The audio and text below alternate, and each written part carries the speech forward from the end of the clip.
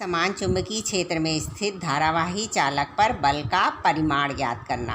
तो हमने देखिए ये चित्र बना के दिखाया है। ये तीर की दिशा जो है वो क्या दिखा रही है, चुंबकीय क्षेत्र की दिशा को, जिसे कि हम B से प्रदर्शित करते हैं। और इसमें एक धारावाही चालक ये रखा हुआ है जिसकी लंबाई कितनी है, आपकी L लंबाई का धारावाही चालक है और इसमें धारा प्रवाहित हो रही है, I धारा प्रवाहित की जाती है। तो इस पर लगने वाले बल F का मान ज्ञात करना है। तो इसके लिए हम फॉर्मूला निकालना है। तो हम मान लेते हैं कि चालक की लंबाई L है, चुंबकीय क्षेत्र B है और उसमें प्रवाहित धारा I है। तो चालक में चुंबकीय क्षेत्र, अगर हम चालक को चुंबकीय क्षेत्र के साथ थीटा कोण पर रखें, लंबवत ना रखकर थीटा कोण पर रखें, तो उस पर लगने वाले बल को जो हमें ज्ञात करना है, तो लगने वाला बल चालक में प्रवाहित धारा के अनुक्रमानुपाती होता है। अनुक्रमानुपाती का मतलब मैंने आपको पहले भी बताया था कि I का मान बढ़ेगा तो धारा का मान बढ़ने पर बल का मान भी बढ़ जाएगा।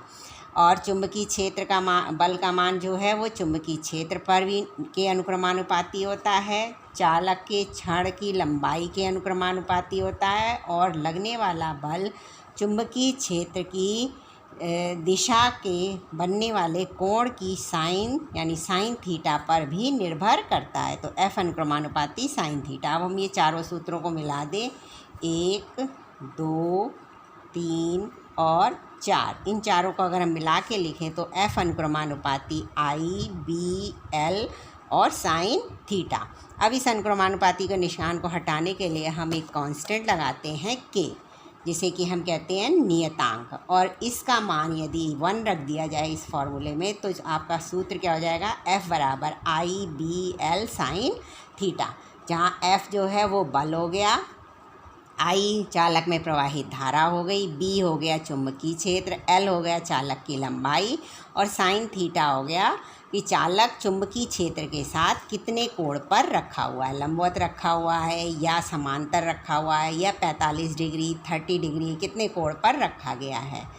तो इसके आधार पर इस सूत्र से हम लगने वाले बल को ज्ञात कर सकते हैं। अब इसमें आपको एक क्वेश्चन पूछा जाता है कि लगने वाला बल अधिकतम और न्यूनतम कब होता है।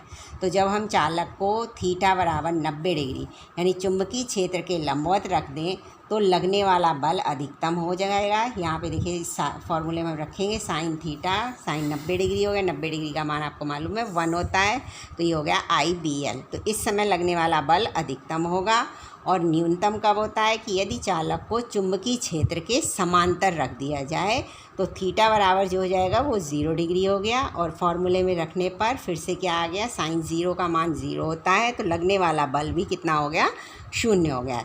तो इस स्थिति में लगने वाला बल न्यूनतम होता है। अब अगर आपसे चुंबकीय क्षेत्र का मात्रक पूछा जाए तो हमने सूत्र है F बराबर IBL, तो थीटा B बराबर हो गया F/I, बल का मात्रक होता है न्यूटन, I का मात्रक एम्पियर और L का मात्रक लंबाई का मात्रक मीटर हो गया। तो न्यूटन बटे एम्पियर मीटर। चुंबकीय क्षेत्र का एक और मात्रक होता है वेबर बटे मीटर स्क्वायर, और इसके अलावा एक और भी मात्रक होता है चुंबकीय क्षेत्र का, वो कहलाता है टेस्ला। तो चुंबकीय क्षेत्र के 3 मात्रक हो गए। इन मात्रकों के आधार पर हम चुंबकीय क्षेत्र का मान ज्ञात कर सकते हैं। या आपसे चुंबकीय क्षेत्र का मात्रक पूछा जाए तो आप इन 3 में से किसी को भी लिख सकते हैं।